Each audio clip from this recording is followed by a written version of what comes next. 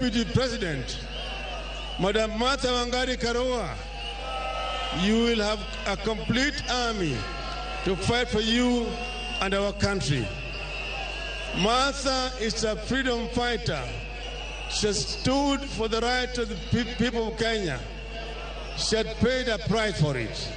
She has stood straight even at the times of great difficulties. That is something you won't find on the other side.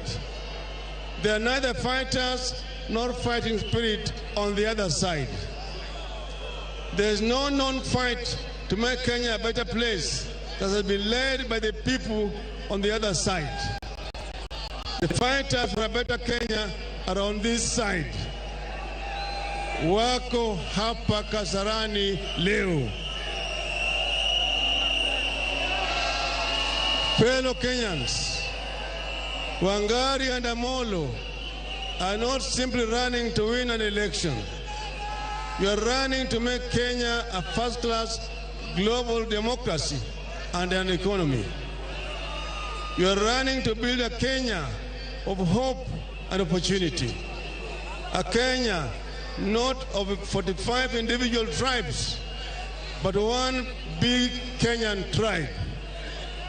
My dear Kenyans, I am here today to declare a celebration, but also sound a battle cry.